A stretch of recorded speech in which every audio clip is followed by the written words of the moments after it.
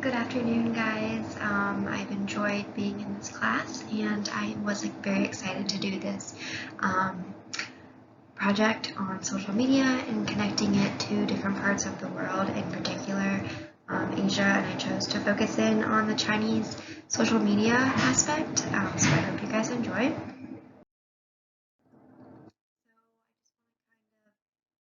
Touch base on China's youth and population. So I wanted to ask, has materialism taken over the minds of the younger generation? I mean, my phone is right here and arm's length, I'm always on it. Social media is definitely a big part of my life, and I'm sure it is with you. I mean, heck, we're taking an online class. So basically, I just wanted to touch base and focus in that China's youth has come a really long way since about the 1980s. Not only a shift in the core leadership and political parties, but also, however, a change in the ideologies and thinking in different ways. China has gone from a revolutionary China to a social market economy. Basically, I just wanted to, I mean, everyone knows what social media is, but it's a form of electronic communication. I'm sure everyone knows what Twitter is, YouTube. I mean, we're using YouTube for this project. Facebook connects us all. A couple more like Pinterest and things like that. Globally, I would have to say like the first step in creating an effective social media strategy is certainly listening. Sites have evolved.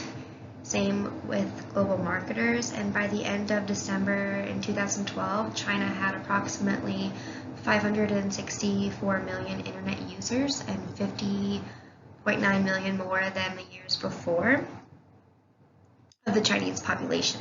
So that would be like the largest online community, which increases in Chinese social media sites. Definitely something to think about. So as we move on, I kind of wanted to take a look into China's media. And within their community, it's definitely restricted in many ways in terms of the internet. However, these have been contributed to the success of local social media sites. Government makes it impossible sometimes for foreign governments to access this network. It's very concise and particular to their direct population.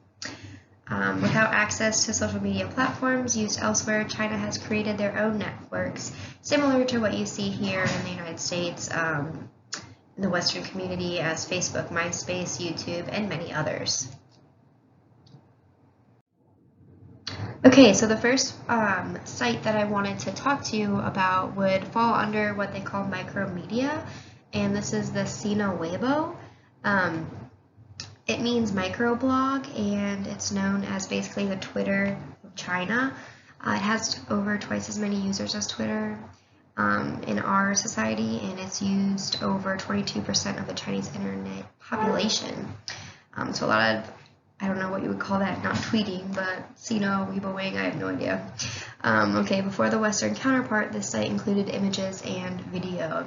And interesting that Kobe Bryant actually set up an account, and he had over 100,000 followers within just a few hours that he tweeted, or whatever you want to call it, that they call it, hey, it's Kobe, I've decided to take over Nike's basketball Weibo handle account for a few days, and I just wanted to wish you all a happy new year, and he did this in the Chinese New Year, and it definitely was very popular over there.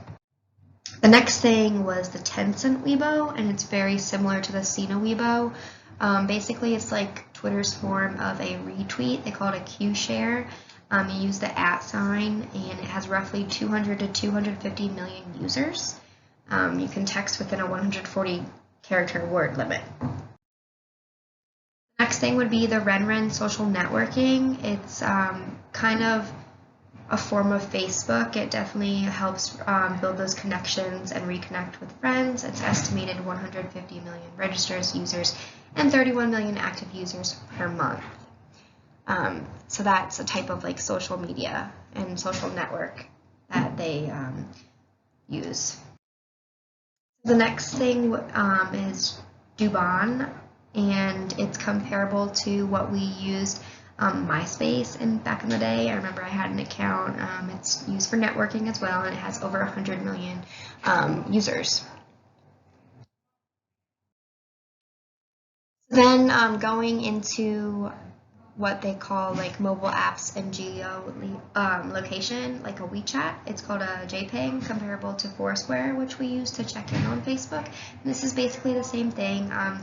They people check in where they are nearby, or where they are or nearby venues, so people can see where they are and share each other's location. So I kind of wanted to get your guys' thoughts. If you have any questions, you can definitely put them down in the comments. But my point of this presentation was I just wanted to kind of show how social media impacts societies, and mostly I think it's positive because it's a way for people to connect. I personally blog, and I use my phone every single day, and I meet new people, and I learn different